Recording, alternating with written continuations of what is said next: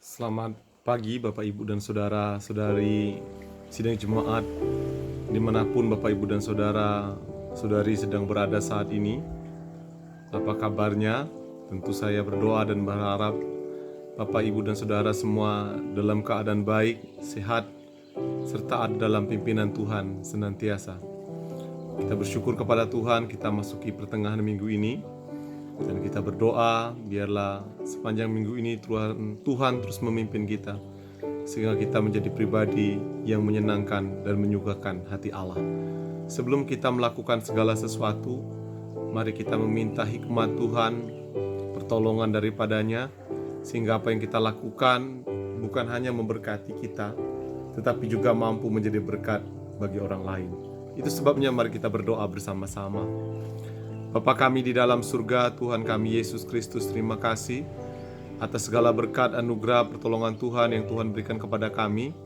Pagi ini kami bersyukur kepada Allah, kami dapat bangun dari istirahat kami, dan kami bisa menikmati hari ini dengan penuh sukacita. Dan sebentar Tuhan, sebelum kami melakukan segala aktivitas kami ingin merenungkan kebenaran firman-Mu, kami ingin merenungkan isi hati-Mu. Berbicaralah kepada kami ya Tuhan. Sampaikanlah yang Kau sampaikan, katakanlah yang Kau katakan. Telinga kami siap mendengarkan isi hati-Mu, hati kami siap ditaburi oleh kata-kata-Mu, sehingga kami menjadi pribadi yang serupa dengan Engkau seperti yang Kau inginkan.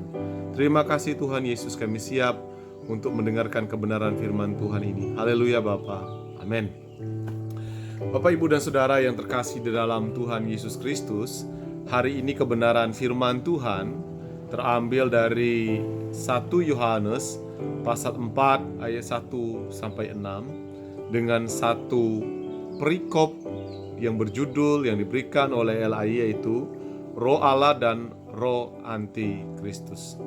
Bapak, Ibu, dan Saudara, rupanya tentang perohan bukan hanya terjadi pada masa sekarang yang orang lihat roh dan roh, tetapi sudah ada sejak zaman dahulu kala, yaitu pada zaman di mana Yohanes ada. Bahkan sejak zaman Tuhan Yesus sudah ada. Orang percaya kepada roh-roh, sesuatu yang tak terlihat, dengan istilah lelembut. Dan itu juga terjadi pada masa itu. Sehingga di antara orang-orang Kristen pun mereka mulai mempercayai kepada berbagai macam roh dan keyakinan yang ada.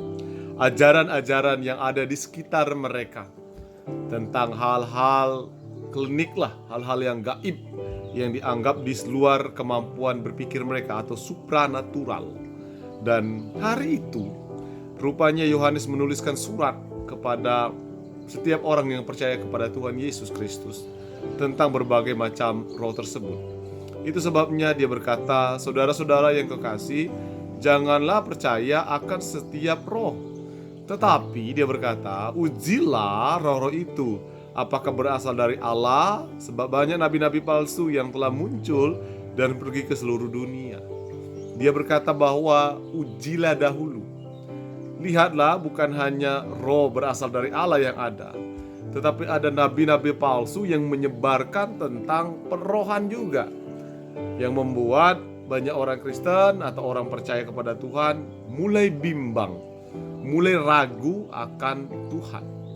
Itu sebabnya dia berkata, bagaimana caranya mengenal itu berasal dari Allah atau tidak? Inilah yang dikatakan, demikianlah kita mengenal roh Allah. Setiap orang yang mengaku bahwa Yesus Kristus, berfokus kepada Kristus, Yesus Kristus telah datang sebagai manusia, itu berasal dari Allah. Kuncinya ada di mana dia percaya kepada Tuhan atau tidak. Tujuan roh itu ada untuk menyebarkan tentang Kristus atau tidak. Inilah yang kita perlu pikirkan. Tetapi perlu diuji dulu. Jangan-jangan roh itu adalah untuk kepentingan orang-orang tertentu, sehingga itu bukan berasal dari Allah. Tetapi roh yang berasal dari Allah tentu bukan orang yang menyebarkan yang dikenal, tetapi yang dikenal adalah Allah. Karena orang itu datang untuk memperkenalkan Allah, bukan memperkenalkan dirinya atau kehebatannya, kekayaannya, kepintarannya, kecerdasannya. Jadi inilah yang dia katakan. Kemudian dia berkata, kamu berasal dari Allah. Anak-anakku dan kamu telah mengalahkan nabi-nabi palsu itu. Sebab roh yang ada dalam kamu lebih besar daripada roh-roh yang ada dalam dunia ini. Keyakinan yang harus dimiliki setiap orang yang mengaku percaya kepada Tuhan Yesus Kristus. Bahwa ada roh yang lebih besar daripada roh apapun juga dalam dunia ini. Ya, roh apapun juga yang ada dalam dunia ini. Yang ada di sekitar kehidupan kita, ada roh yang lebih besar yang telah kita miliki, yaitu Roh Kudus. Mereka berasal dari dunia ini, sebab itu mereka berbicara tentang hal-hal duniawi dan dunia mendengarkan mereka. Kami berasal dari Allah. Barang siapa mengenal Allah, ia mendengarkan kami. Barang siapa tidak berasal dari Allah, ia tidak mendengarkan kami. Itulah tanda roh kebenaran dan roh yang menyesatkan. Jadi roh yang kebenaran, dia selalu merindukan akan pesan-pesan firman Tuhan. Dia akan merindukan pesan-pesan Allah dalam hidupnya melalui kebenaran firman Tuhan.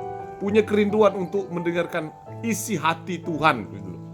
Tetapi hari ini kita belajar, bagaimana Bapak Ibu Saudara? Apakah engkau sedang dekat kepada roh Allah atau roh palsu? Saya yakinkan kepada Bapak Ibu Saudara, sidang jemaat semuanya, bahwa roh yang ada dalam dirimu bersama dengan engkau.